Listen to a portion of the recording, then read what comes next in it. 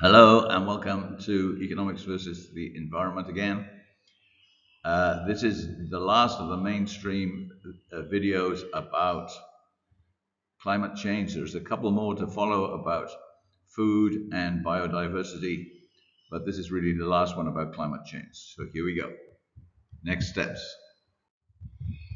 If you look at any social movement in the past, they mostly started very small, and it was a long time before they had many supporters.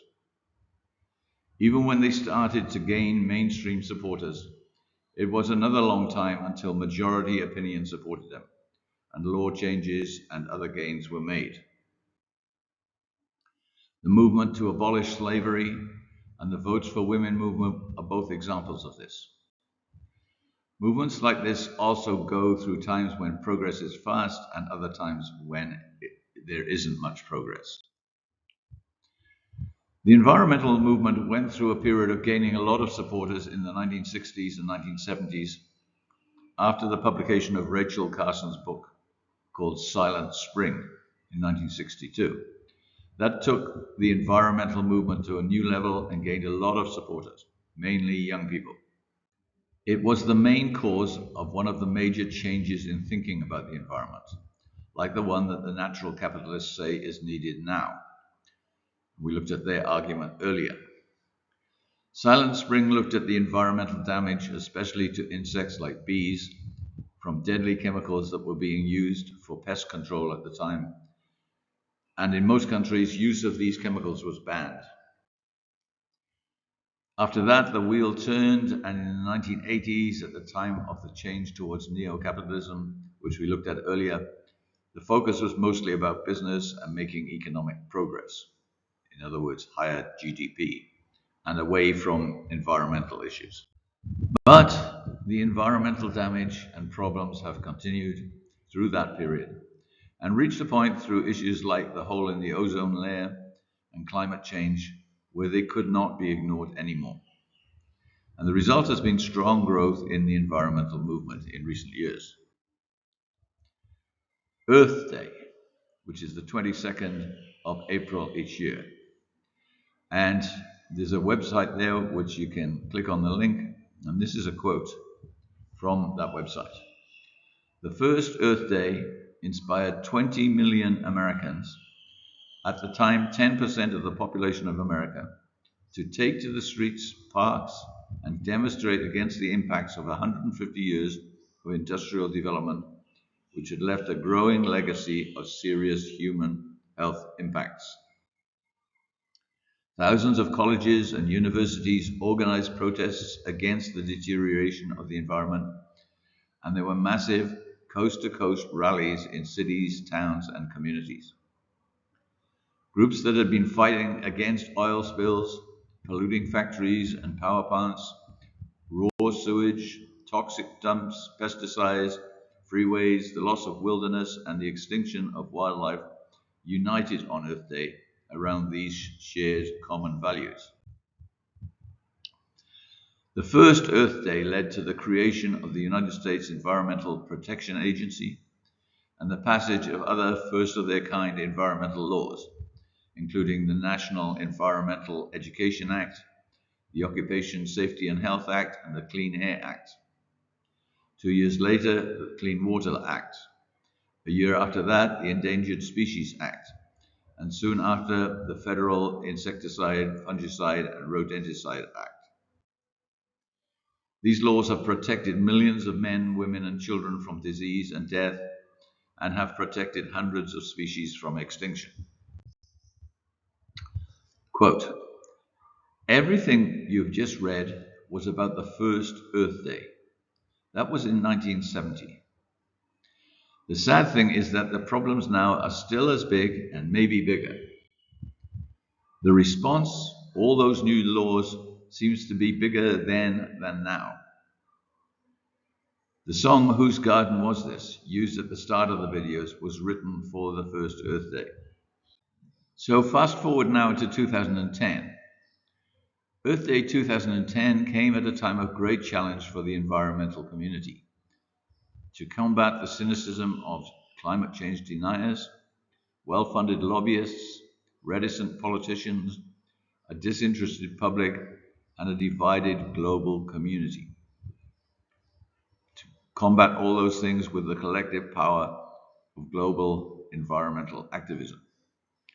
And you can see on the right there some vocabulary points. Cynicism, which is a noun, means actions without any moral or ethical content, usually thinking about yourself and not thinking about the effect on other people.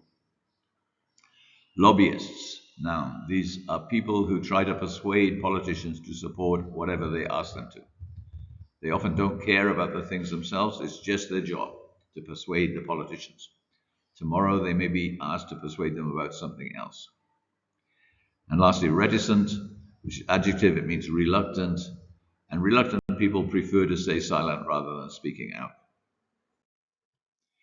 So in the face of all these challenges, Earth Day prevailed, and earthday.org re-established Earth Day as a major moment for global action for the environment. Today, Earth Day is widely recognized as the largest non-religious event in the world, marked by more than 1 billion people every year as a day of action to change human behavior and create global, national, and local policy changes. As the awareness of our climate crisis grows, so does civil society mobilization, which is reaching a fever pitch across the globe today. Disillusioned by the low level of ambition following the adoption of the Paris Agreement in 2015, and frustrated with the international environmental lethargy, citizens of the world are rising up to demand far greater action for our planet and its people. Unquote. Some of the figures quoted are scary because they show the slow speed of progress. 10% of Americans were environmentalists in 1970. 50 years later, it's still not accepted by a large part of the population, and environmentalists are still not the majority and strong enough to make the changes they see we need. 1 billion people participate in Earth Day every year. That's about 1 out of every 8 people on the planet. But that's still not enough for the changes to be made. Most democratic countries now have a Green Party, which contests elections. They are not large, but they are growing and they affect other political parties. As other parties lose voters to the Greens, they adopt more environmental friendly policies to try to keep or to get back the Green voters. In other countries, Greens have been able to become part of a coalition government and achieve some of the things they want by supporting bigger parties. The wheel seems to have turned again, and the environmental movement looks close to achieving the move from a view held by a significant number of people to a view held by the majority. That's the point at which laws are passed supporting the ideas. The young generation are important in this. Greta Thunberg's activism and the movement among young people it has inspired are making a major contribution. But the younger generation have always been important supporters of the environment since the 1960s and 1970s. The important thing is not the support, but the activism. The other critical area of support that has emerged is consumer power. And the same view applies here. It's okay to be against more plastic in the world as an idea, but to make progress, you have to personally say no when you're offered a plastic bag in a shop. Talking is fine, but only doing things brings change. Let's look back at the abolition of slavery and the votes for women issues that we used as examples earlier. The abolition of the slave trade in 1805 was an extremely important law change. The same is true for votes for women in New Zealand, the first country in the world to allow women to vote in 1893. The first of those examples is over 200 years ago, and the second is over 100 years ago. So you might ask, why are we looking so far back in history? The reason is that these new laws, however important they were only a step on the journey. Slavery is still with us 200 years later. Now we call it human trafficking, but it's the same thing. Women's issues are still very much with us, an ongoing project not a finished result. And the lesson from these examples is that reaching majority support, even though it's hard to reach, is far from enough. If the countries of the world agreed on a plan tomorrow to stop global warming, it would be huge progress, but not enough. We have to actually make the changes in our own actions that are needed.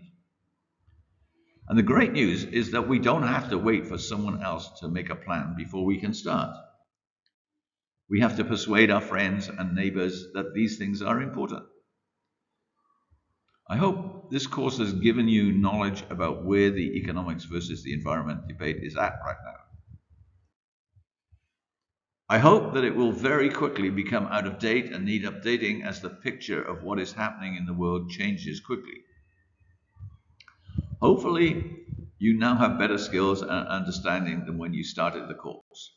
If that is true, it means you passed the course. But that's not enough. Proving that you have the knowledge by passing the exam is not enough.